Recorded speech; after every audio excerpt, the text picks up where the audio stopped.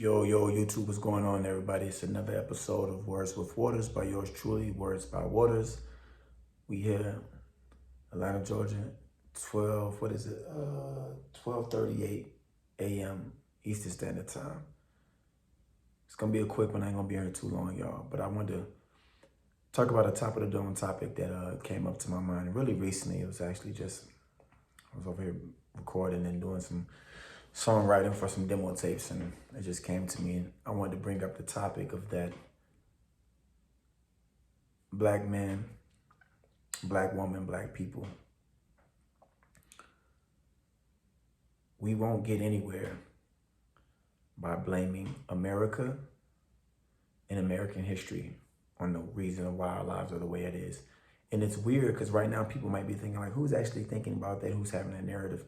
Y'all got to remember, it was just probably over a year ago, 2 years ago, where everybody was having riots for George Floyd. Everybody was saying Black Lives Matter. Then the confusion about Black Lives Matter came up. Was it by black people that made Black Lives Matter? Or was it Jews who was pushing the Black Lives Matter narrative? Or was the Black Lives narrative the same as the trans narrative, and all of this confusion? But it was just a couple of years ago that everybody was still having this whole like F the system mentality, and just really blaming it on America and American history and slavery and just what Americans have done to us, or white people, should I say. And I'm not dismissing that at all.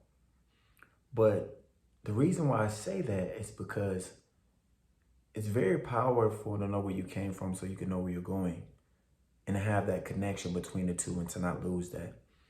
But if you don't have the connection or understand the past with the intent of changing your present so you can have a better future, it'll just be a cycle, and it'll be a mental cycle that starts in your mind. And one thing that gets me so upset is how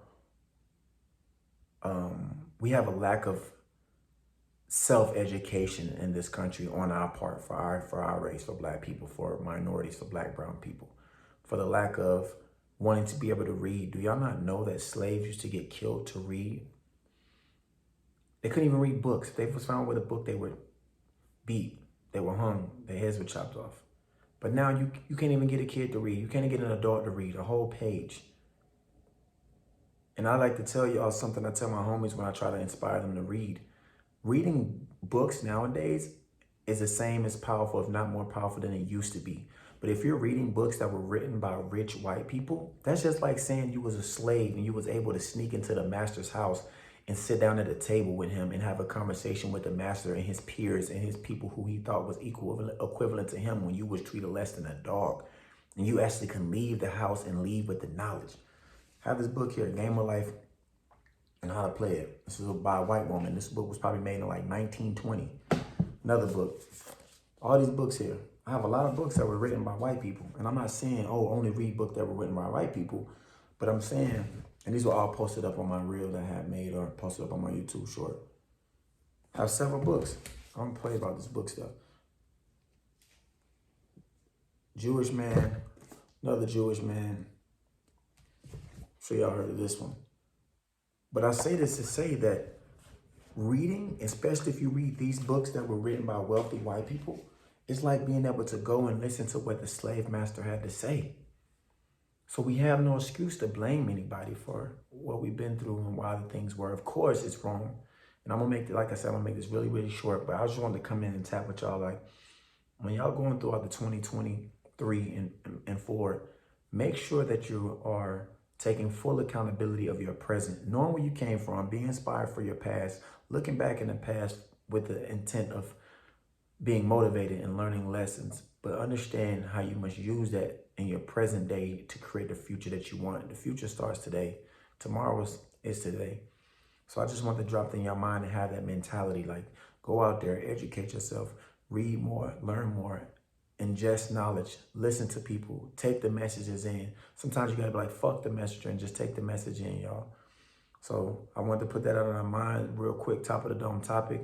Do not hinder your growth by having resentment towards this story, this American story, his story, the history of history, and put yourself a lot farther than you could be if you just took the chance to, go pick up a book and see what the masters had to say about us, see what the masters had to say to their peers and their people. Thank y'all for this time. Definitely gonna keep giving y'all more. Like I said, I want to slide in real quick and get this video, this top of the dome topic about making sure that we don't let our outlook and our perspective on American history and how this country has treated our race of people and hinder us to not want to grow and have resentment in our hearts. Always stay willing to learn. Remember to read until you're rich and write until you're wealthy. This is Words by Waters, WORDSBYWATERS. Like, subscribe, follow, share, all of the above. And remember to write your will into existence.